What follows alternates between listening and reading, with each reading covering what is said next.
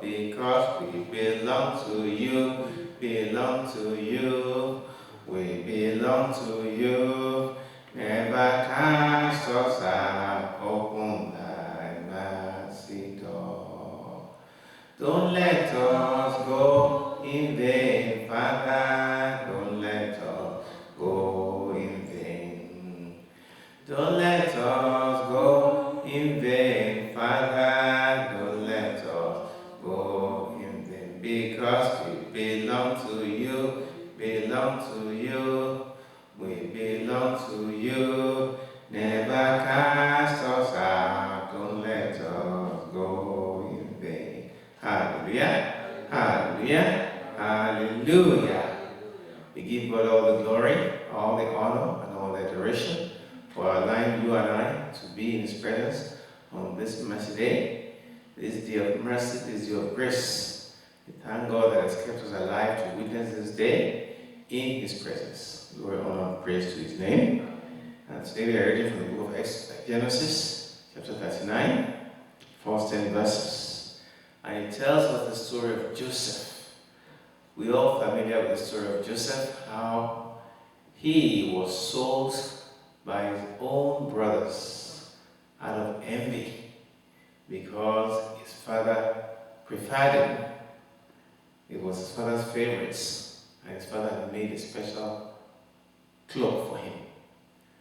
So they envied him, and eventually they tried to kill him, but God saved his life, and he was sold as a slave. So it says he was brought down to Egypt, and Potiphar, an officer of Pharaoh, captain of the guard, bought him out of the hands of the Ishmaelites. What happened? He was sold to the Ishmaelites. Initially they threw him in the pits, and then one of them, Judah, said, well, I don't have to kill our brother, let's just sell him. So they sold him, and then they went and dipped his cloak in the blood of the lamb. And they went to tell his dad that, is this your son's cloak? And his dad started mourning that his son had died and torn apart by animals. So, and he brought him to his house, and he says, and the Lord was with Joseph. And the Lord was with Joseph. That by itself can preach for 30 minutes on that. Joseph had been betrayed, had been treated badly by his own blood brothers, same father, different mothers. And after that, he was bought as a slave. And the Bible says that the Lord was with him in slavery as a slave. What am I trying to tell you? Don't think because you're in a valley, don't think because you're going through difficulties that the Lord has left you. No. Not at all. The Lord is still with you.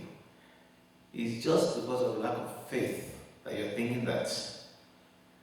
Remember this famous evangelist, Corrie ten Boom, who, in the process of helping the Jews to escape from Nazi, the German army, was betrayed, and she was imprisoned with her mom and her brothers.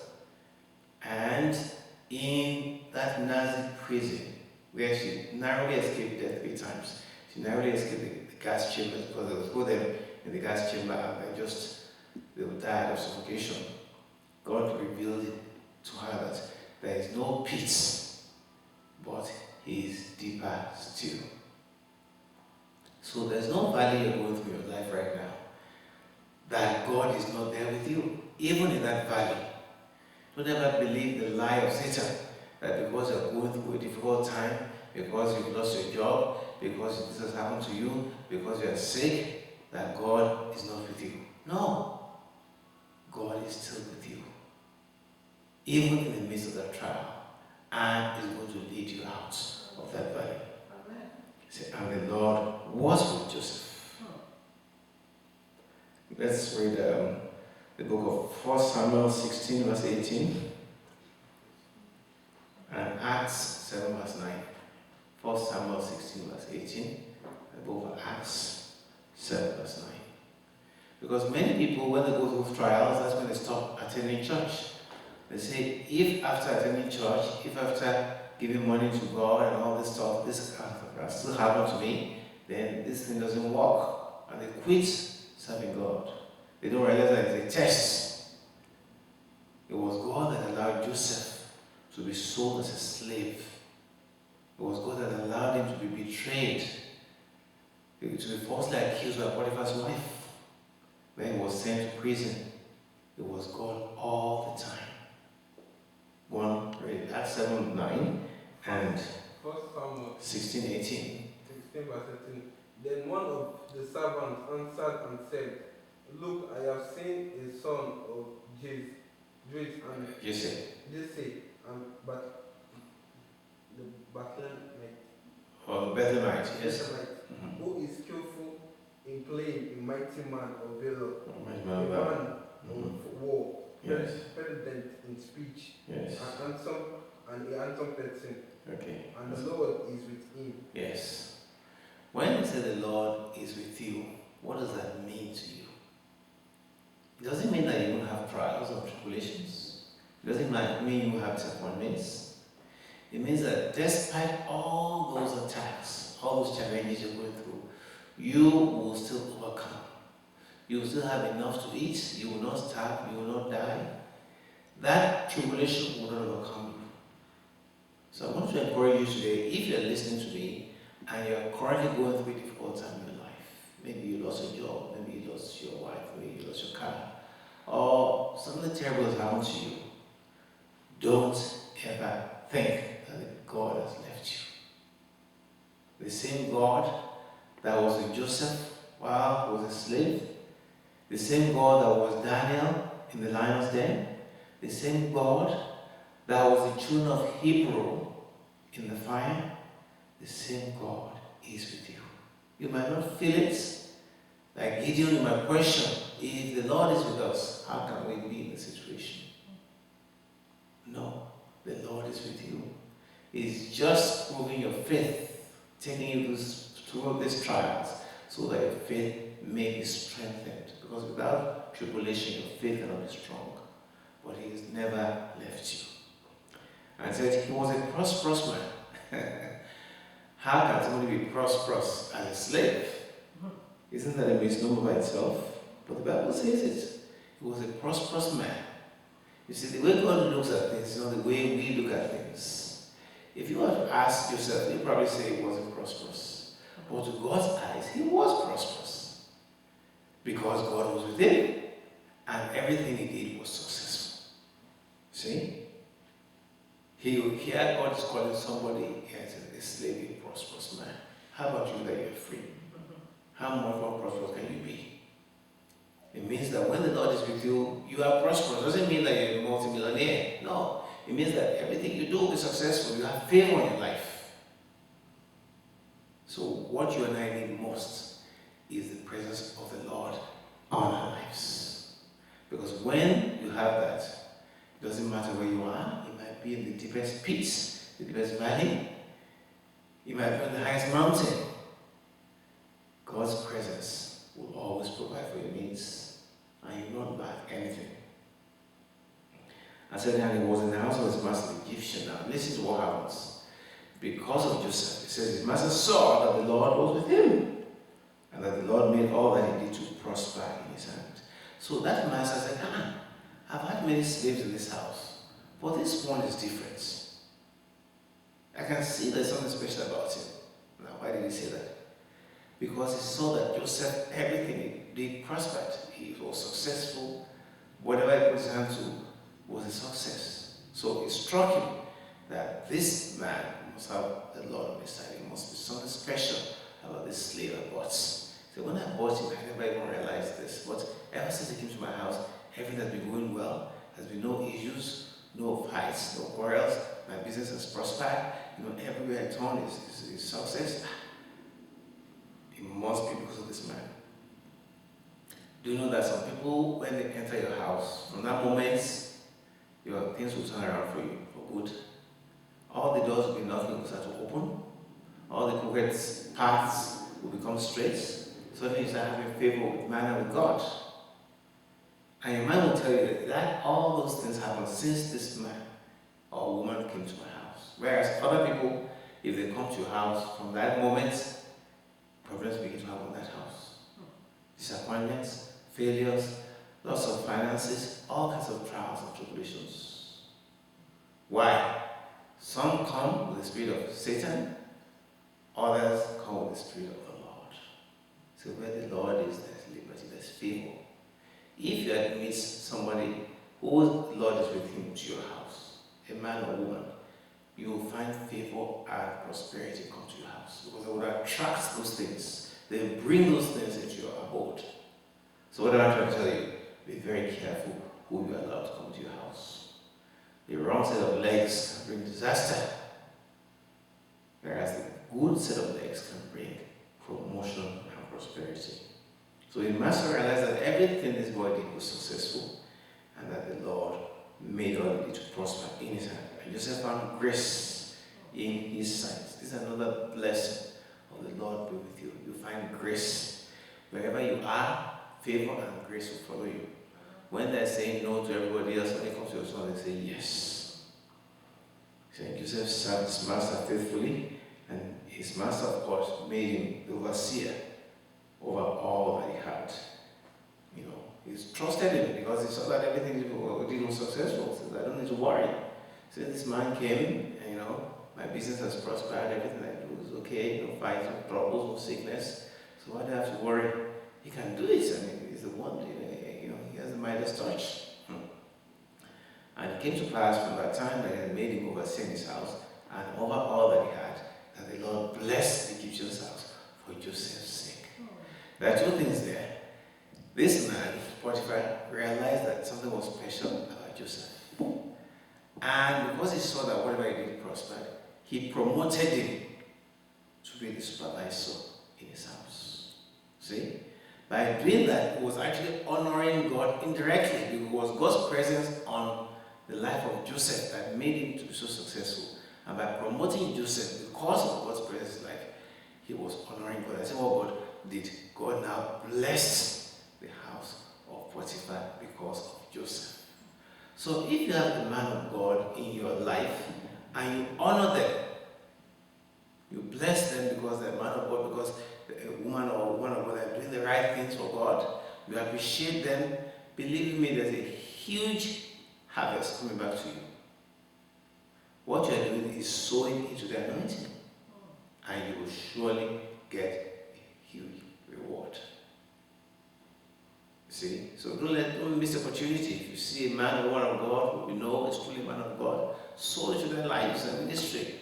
Whether of your time or your money, whatever, give it to them. Because that act will bring blessings to your life. Things will turn around for you. This Potiphar sowed into the anointing on the life of Joseph. He recognized the anointing. He saw that this man has something others didn't have. He had never seen a slave like that. And he invested in Joseph by promoting him and making him supervisor. That is a seed he sowed. He sowed that seed into the life of Joseph, and he got a hundredfold harvest. Because the Lord now blessed Potiphar's house for Joseph's sake. So what's that ill treated Joseph? He would not receive the blessing of the Lord. No. So they said, what's this man? Since he came here, everything, who does he think he is? This slave. Job was now, so don't give him anything. It would have happened. He would have become very envious of Joseph. Oh, yes. And instead of promoting him, he would have just demoted him and even made him worse than what he was. But no, he recognized that anointing, he recognized his success, and sowed it to that promoted Joseph. When you sow to an anointed man of God, you are going to get the same blessing as that man of God. So because of Joseph, because he promoted him, God now blessed the house of Potiphar. You too, if you want to receive the blessing of the Lord, begin to promote, begin to sow, begin to give to men and women of God who you recognize. Sow into their lives. You will receive the same blessing that they have in their lives. It will be passed on to you. That means you are connected to the right source. But if you say, I don't know what's wrong with that man, you get envious, and you don't sow, you just miss the blessings. Genesis 30:27. Let's go there. Genesis 30:27. We are learning important lessons here today. That when we recognize the power of God in the man or woman, we must help them, we must promote them, we must sow into their lives. Because as we sow, we will also get a 100-fold harvest back. That same blessing on them will be passed on to you. And God will bless you because you bless them. Jesus Christ said, if you give a cup of water to somebody because it belongs to God, you will not lose your reward. Go on, Genesis 30, verse 27. Anybody there? And Laban said to him, Please stay, Yes, if I have found favor in your eyes. that's it. For I have learned by experience that the Lord has blessed me for your sake. That is it. Laban begged Isaac to stay, Jacob, to stay in his house because he realized that God had blessed him. He said, ever since this Jacob came to my house, my lands have increased, my properties have increased, there's been no sickness, there's been peace. This man is something about him. See? And he begged him to stay. He knew if he let him go, that's bye-bye to the blessings. You too, when you have somebody good in your life, keep them. Don't let them go. Bless them. Help them. The more you do that, the more you will get the same blessings. We see that typified here. Case of Potiphar.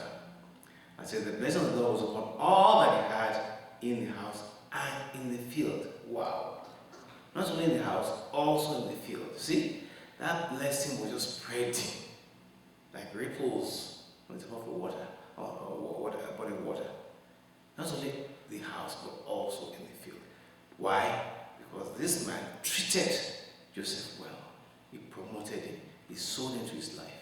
And he received a bountiful reward back. Note this very important thing for you. Maybe in your life, you look at men and women of God and you think, oh, why should you sow into their lives? You're making a big mistake. No. Begin to sow into their lives, and you will see that same blessing they have will be passed on to you. See, not only was Potiphar's house blessed, but also his field. That means not only your house, whatever you put your hands to, your business, your cars, whatever it is, that same anointing is touching them. Because you have hooked, you've connected to the right source. And the blessing of God was all that he had, and he left all that he had in Joseph's hand, and he knew not what he had except the bread that he ate. And Joseph was a goodly person, well favored. So he so much trusted Joseph that he didn't even worry about anything he had anymore. Joseph had his bank accounts in his hand, he had the keys to his car, he had the keys to his house. Because he believed that this man, that's it. I don't have to worry myself about all these things. As long as Joseph is there, I don't have to worry. Everything will be okay. He was trusting in the power of the Lord, in the presence of the Lord in Joseph. That was what he was trusting, not in Joseph as a man, but that power in that spirit that made him so successful, that made him find favor. That was what he was relying on. And it worked for him. It worked for him. You need to find somebody like that, maybe in your community, your church, that you can trust, that has the Spirit of God upon them. You need to connect with them. Say, show me your friends, and I'll tell you who you are. Don't start wasting your time and your resources on people who, rather than give to you, are taking from you. They are taking your time, taking your money, taking your, and they're not giving anything back to you. So it's like a one-way street. You need to stay away from people like that. Stay with people who can contribute and add to your life, who you can learn from, who you can gain from. Those are the people you should be seeing with, to be going out with. Connect with them, look for them, find them, associate with them, and you'll see your life make a U-turn for the better. So Joseph was a godly person and well favored. When God is with you, it also shows in your physical appearance. He was a very handsome man, Joseph. I said he was well favored. That means people look at you and say, God did extra time on this man. God did. The same thing with Saul. Saul, when God called him, was also very tall and very handsome. So it came to pass after these things that his master's wife cast her eyes upon Joseph, and she said, lie with me. Now, for a long time, Joseph had been working in this house, successful. The master's wife had seen that, this slave, I've never seen a slave like this. My husband likes him so much. He's giving him everything in his house. What's the next thing? Satan entered her. You see, when you are moving up, you have to be very careful. Because Satan will send something to stop you and to sidetrack you and to prevent you from getting to where you're heading to. And one of the ways he does it is by using women. If the person is a man, or contrary, if it's a woman, we use a man. So watch out. Watch out for the opposite sex. Watch out. Because that person you think is innocent, if you really know what's in their hearts towards you, you'll be afraid. Now, here was the wife of Joseph's master, and she's telling Joseph, come and sleep with me. Well, how would you feel if you were in Joseph's shoes? Here was a man who had been betrayed by his brothers and sold into slavery in a faraway land. Nobody knew who he was. His parents were not there. His family was not there. He could do anything he wanted, and nobody would know, right? After all, he was a slave anyway. He had nothing to lose. I mean, it could be worse than that. What would you and I have done if we were in that situation? Most of us would say, this is an advantage, this is an opportunity for me. And I won't be sleeping with this woman. I even have double. If my wife's master is giving me $1,000, she'll be giving that 1,000. Let me just take advantage of this. That's what most people will do. They'll say, that's it. And I have total control. Before she was, now she's even under me. Really? That's what most people, because he was in a foreign land. Nobody knew him. He had nothing to lose, nothing to gain. Whatever he did, there was no record of it. He was a slave after all. Tells me this woman is an agent of Satan. Not only that, she may have done that kind of thing in the past. See? For her to have done that, most likely she would have done it, and Satan was using her to destroy the lives of men who came to that house. Don't think lying with a woman or a man is without penalty. Many men have lost their destinies by having sex with a woman they shouldn't have sex with. You think it's just 5 minutes of fun. No, that 5 minutes will cost you your life easily, or your destiny. Many men have been rendered useless completely. Families destroyed because of a quick affair with a woman. That woman, she might look to you like a normal woman, but if God showed you who she really is, you'll see a snake, or a scorpion, or a crocodile facing you. And you think you're having fun? Better think twice. So this Joseph now, see what he did. He said, but he refused. Why did Joseph refuse? After all, he was a man, handsome, with normal feelings for a woman. But he refused. And said unto his master, so behold, my master does not know what is with me in this house. And he has committed everything to my hands. There's no greater in this house than mine. Neither has he kept back anything from me except you, because you're his wife. Please note, except you, because you're his wife. Joseph respected the laws of matrimony. He knew it was wrong to have an affair with a married woman, regardless of whether the opportunity was there or not. How many men and women of God are falling to this trap in a moment of weakness? Maybe they've gone for a conference somewhere, or they're out of their comfort zone away from home, and they meet this woman and think, this is an opportunity for me. That opportunity might let your name be taken out of the book of life. You might lose your anointing completely. You that have been casting out demons, they also now begin to laugh at you. And the same applies to women. Don't ever think of committing a sin because of an opportunity. The Bible says, resist the devil and he will flee from you. Well, as I said, Joseph had nothing to lose. He would have done it, but had he done it, you and I will not be reading about Joseph today. Nobody will be calling their children Joseph. See, one moment of weakness would have cost Joseph his destiny. And you know that God said God was with him. So that means God knew this woman was there, temptation before him. But God did not stop that woman. No. God said, Joseph, now is the time to show who you really are. Now is the time to show the world that you belong to me. You being a Christian means nothing until you face temptation. No, Christianity doesn't mean much. Anybody can be a good Christian. There's no temptation. You have money in the bank. You have a house. You have all this is going well. No. But let there be temptation in your life. Somebody comes to you and says, if you give us this contract, we'll give you 10 million. And see whether your Christianity will meet that demand in your life. Or you will see and say, God understands. Like most Christians do.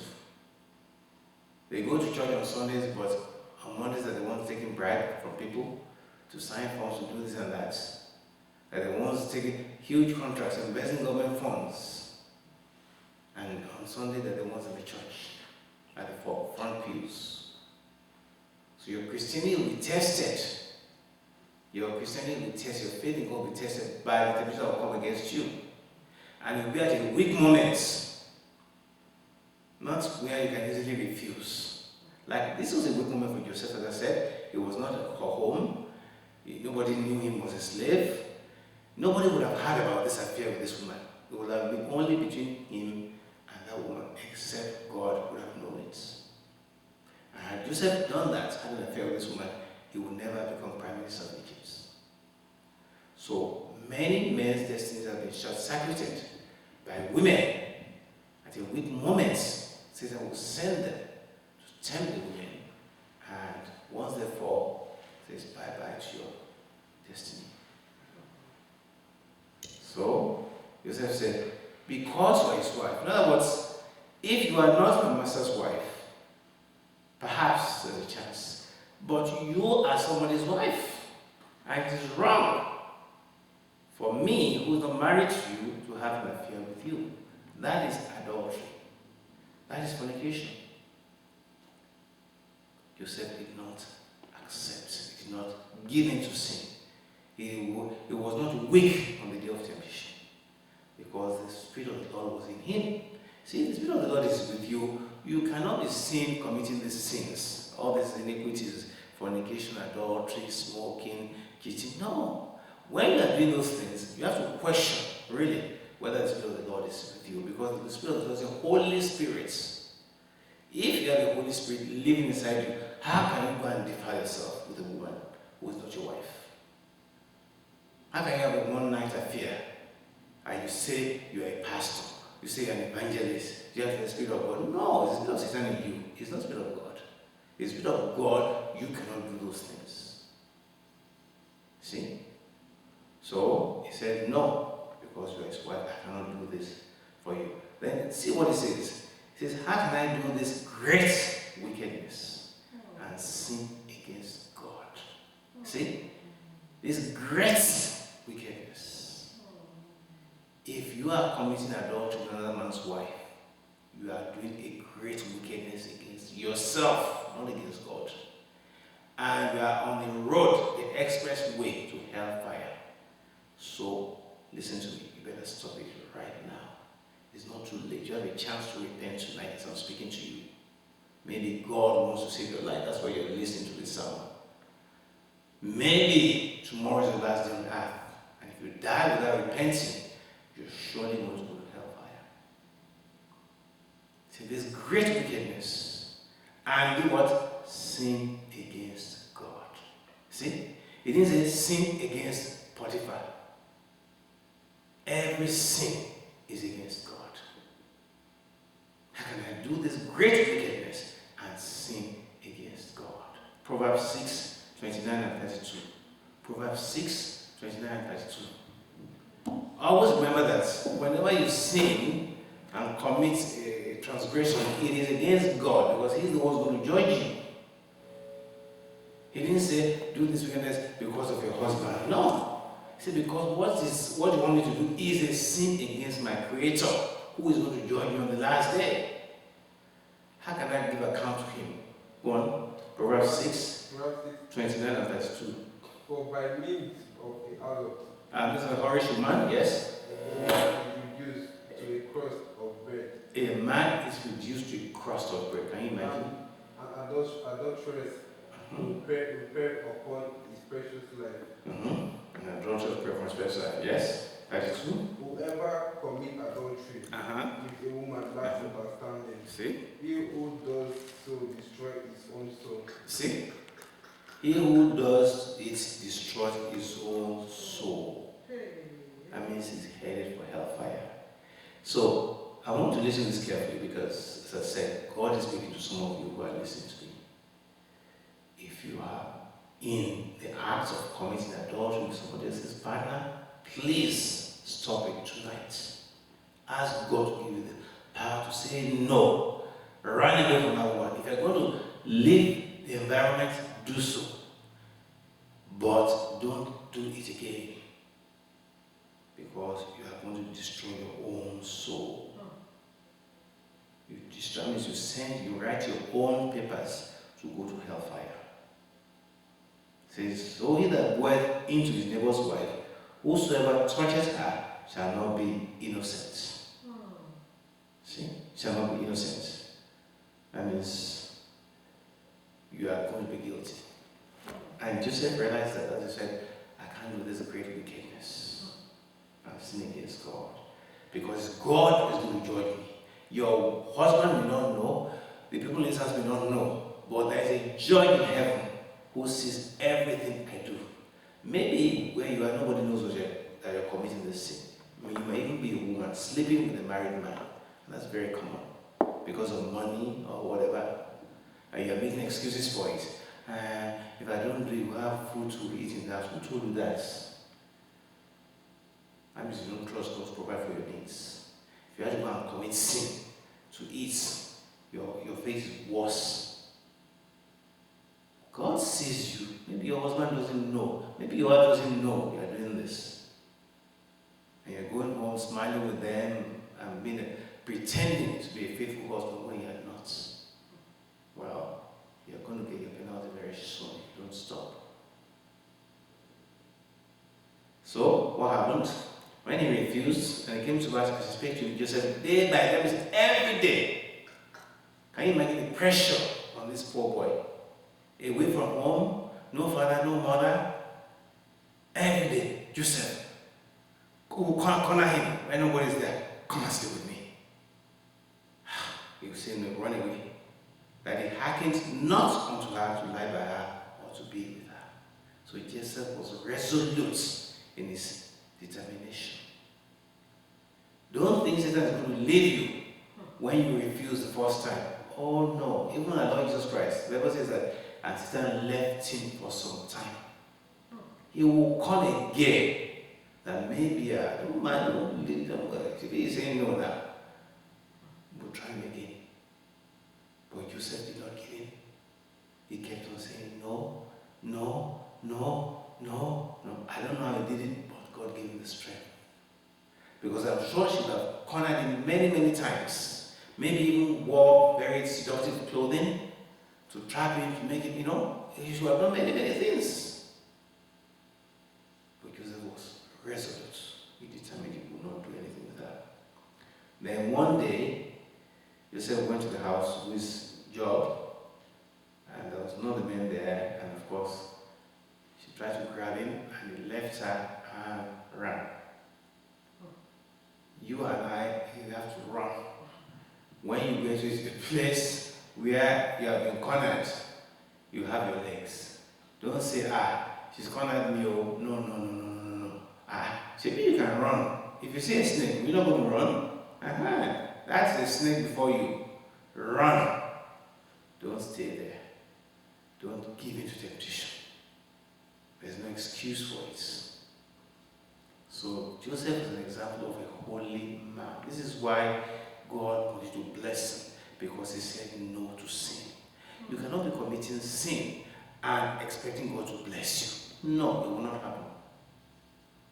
If you are committing sin secretly right now, listen to me, you better stop it. This is why you're not being blessed. This is why your business is not growing. This is why you're having all the difficulties in your life, because there's hidden sin in your life. See, how do I know? Yes, I know that. I know that many of you are in hidden sin. It's high time you stopped it, because God is watching you. And it's giving you a chance to repent before it's too late. If you don't repent and stop it, and you die in that sin, I can assure you there's no way you can get to heaven. So what's the use of the Christianity when you end up in hellfire? So thank God for His wonderful word tonight. May God give us the power to resist sin. May His Spirit come to be with us. Let me pray. Jehovah Jesus Christ, Holy Michael. Once again, I thank you for words of life spoken to your children tonight. Father, let these seeds of life produce a wonderful harvest in their lives. Open their eyes to see you. Open their ears to hear from heaven today. Give them that power of the Lord to rest upon them. For them to say no to sin, to say no to iniquity. Let them know that no matter where they are, you are still God. You are still with them, and you never leave them or forsake them. As well with Joseph, and be with your children. Even though they're going through the trials, be with them through the trials, take them out of the trials, and let them come to a time of promotion, like Joseph was promoted. And thank you, Lord, for answer prayer. In just my name I pray. Amen. Amen. Amen. In Jesus' name.